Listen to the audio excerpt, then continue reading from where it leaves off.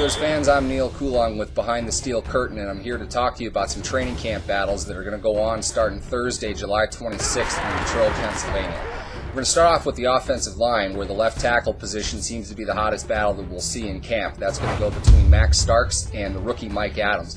Starks, the 8-year veteran, is coming off of a torn ACL that he suffered in a playoff loss at Denver toward the end of January, and Adams, the rookie out of Ohio State, will probably be the future left tackle of this team, but he's going to have to get by Starks first. Now, the key thing with Starks is the veteran experience, the rapport that he has with quarterback Ben Roethlisberger, and at least something of familiarity with the other offensive linemen, if not the entire offense, which is directed under Todd Haley this year for the first time.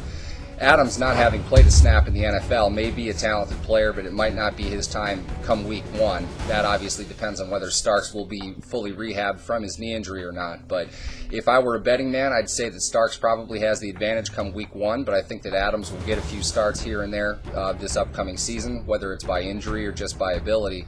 You're going to see a great battle between these two players, and they're both going to end up making each other a lot better. Intriguing training camp battle is going to be between Cortez Allen and Curtis Brown, the two cornerbacks who are vying for the team's third defensive back, the nickelback position. You're going to see a real intriguing matchup between two very good athletes, with likely Cortez Allen having the edge going into training camp. His experience that he gained last year, in particular Week 8 victory over the New England Patriots, had to certainly turn a few heads. He was noted by Football Outsiders as the fourth-rated prospect in the NFL. Curtis Brown showed his mettle on special teams last season, forcing a fumble in a big win over the Cincinnati Bengals over the second half of the season. Between the two of them, there's a lot of athleticism and a lot of skill. Cortez Allen probably has the advantage, just largely due to him looking more like a polished player in coverage last season, but expect both of them to contend for playing time this year. The running back position is going to be one of a lot of depth this year for the Pittsburgh Steelers, and you're going to see a lot of training camp competition between all five of those players who are going to be competing for probably 3 spots behind Sharpe-US, who could possibly start the season on the PUP list, thus missing the first 6 games. Isaac Redmond is probably the starter going into it.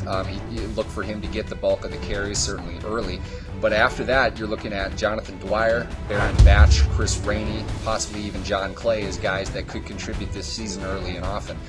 Todd Haley's offense is built around dynamic running backs who can run and catch between the tackles, outside the tackles, wherever. Baron Batch and Chris Rainey certainly have loads of experience, loads of athleticism, and they're guys that could see themselves in the fold early and often for the Steelers this year. Jonathan Dwyer is a player who struggled to keep his weight off up until this point. The word is now that he's in shape, but if it's me, I'm going to take the 2 athletic guys who are ready to go as opposed to the guy who's just now in his 3rd year deciding to keep his weight off.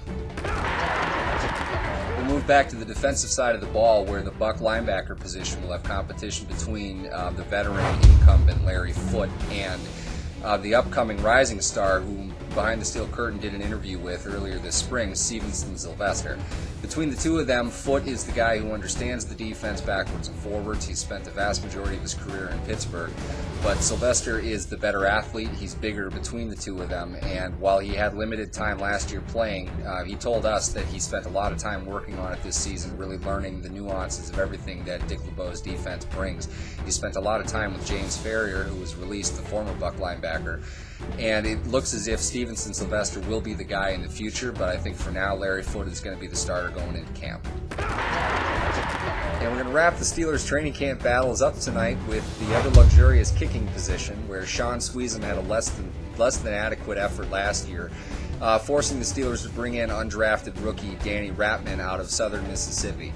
It doesn't appear as if Ratman will have enough to unseat the veteran, considering Sweezum's experience kicking at Heinz Field, but you never know what can happen with the kicker. It's such a mental task to do over and over again. It's always worth bringing in somebody for some type of competition. Whatever happens with Ratman, I guess we'll see in the preseason. For now, though, that's pretty much going to do it for us here at Behind the Steel Curtain. Feel free to leave comments, and if you would, please subscribe to our YouTube channel. It's youtube.com/SBNation or youtube.com/SBNNFL. Thanks.